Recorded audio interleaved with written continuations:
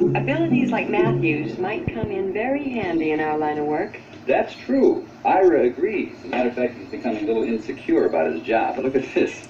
I got a 4-page printout this morning entitled Dependable Printed Circuitry versus Inexplicable Phenomena. Do you believe that? Always too much. Now, about your punishment. Punishment? That's right, punishment for staying on an assignment after specific orders not to. Steve, I had to prove that Colonel Decker lied about me, and you know it. Colonel Decker is now Private Decker. As far as your punishment is concerned, I'm sorry, Diana, but I'm going to have to insist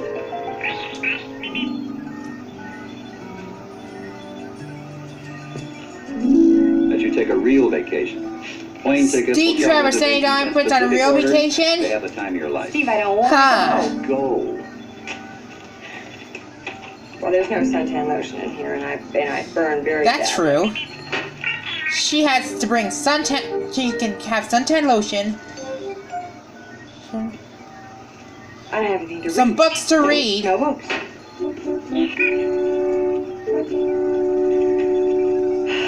And a film for her camera.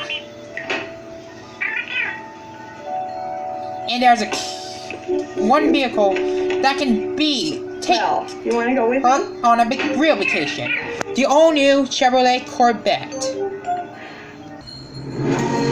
Its greatness rearranged, the mid-engine transformation. Here are the people who did this. It's an interesting bit of history to look back and see how we decided to move away from our comfort zone and started working on a mid-engine car.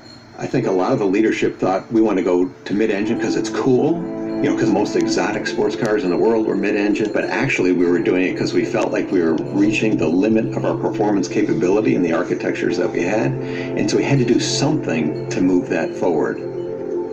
We put together the compelling arguments why it would make sense to at least study.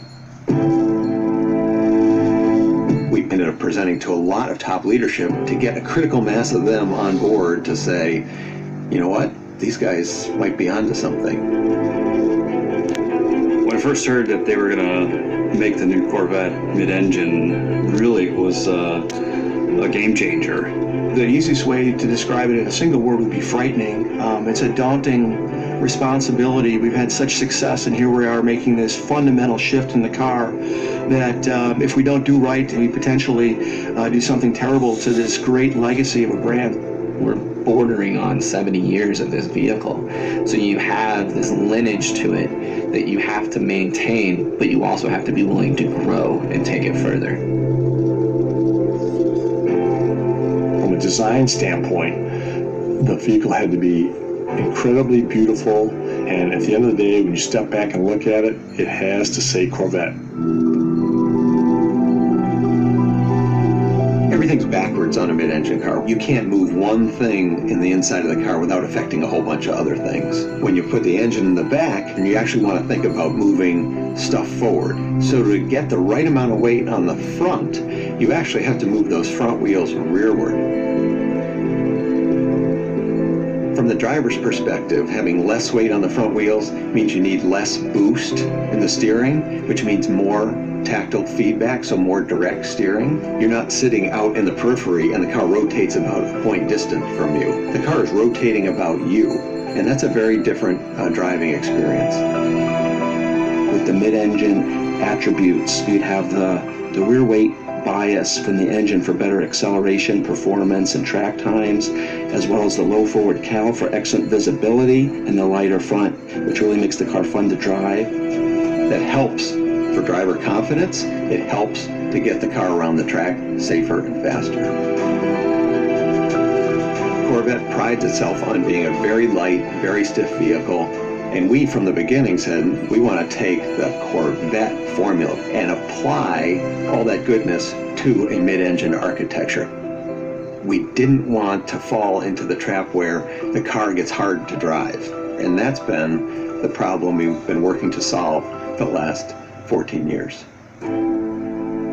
What we've developed is a car that really delivers that sort of balance between delivering a modern sports car driving experience and yet delivers the comfort, isolation, and the ability to drive the car on almost any road in any weather.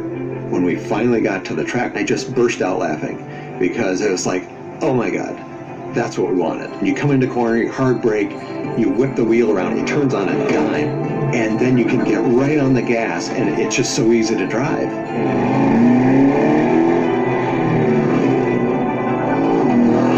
You could write a book about what Corvette means to all different segments of society.